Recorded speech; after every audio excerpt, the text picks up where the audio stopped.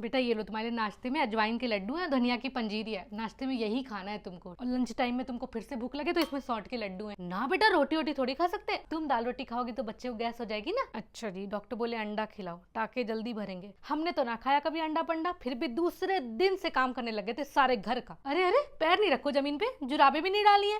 बेटा तुमको सर्दी लग जाएगी, बच्चे को दूध पिलाते हो उसको भी जुकाम लगेगी फिर। नहीं बेटा अभी सर नहीं धो सकते, अब 12 दिन बाद पंडित जी को बुलाया, पूजा होगी तभी सर धुलेगा। हाँ कमरे से बाहर क्यों आ गई हो? नहीं बेटा 40 दिन के पहले कमरे से बाहर नहीं आना है, अंदर ही रहो, जो चाहिए वही मिलेगा। ये एसी बंद करो, एसी क्यों चला रखा है? और तुम्हारा स्वेटर का है? खुद भी स्वेटर पहनो, बच्चे को भी पहनाओ, टोपी भी लगाओ इसके। हाँ पंखा एक पे चलेगा खाली बस। बेटा ये सब कुछ नहीं होता, गर्मी है तो क्या हुआ, बच्चा पेट में होता है, पेट में बहुत गर्मी होती है, बाहर आता है उसको जाड़ा नहीं लगेगा। एक तो 40 दिन के लिए तुमको आराम दे रहे हैं, उठने तक नहीं दे रहे हैं, ऊपर से तुम हमको ही ऐसे बोल रहे हो जैसे हम रोक रहे हैं हर चीज के लिए। बताओ भला, ये सब कोई हमने थोड़ी बनाया, ये रीत तो सदियों से चली आ रही है। और डॉक्टर तो बोलेगा ही अच्छा अच्छा खाना खिलाओ, सब कुछ खिलाओ, हल्के कपड़े पहनाओ, सब चोचले हैं, डॉक्टर को कुछ नहीं आता, हम बता रहे हैं। हमारे टाइम पे तो एसी भी नहीं होते थे, कुछ नहीं, पूरे दिन कमरे में पड़े हुए हैं, बच्चे को देख रहे हैं और सारा दिन नहीं खा रहे हैं। सर ढको तुरंत, सर में ना गर्मी चढ़ जाएगी, पूरा जीवन वहाँ सर दर्द होगा। ए बेटा तू जा दूसरे कमरे में सो जा, तुझे कल ऑफिस जाना है ना। अरे कोई दिक्कत नहीं है, मैं सो जाऊंगी इसके पास। जा जा जा, ये तो आराम कर लेगी दिन में, तू नहीं सो पाएगा ना, रात भर जगना पड़ा। कोई नहीं सब जगते हैं, लाओ थोड़ी देर हमको दो, तुम कमर सीधी कर लो,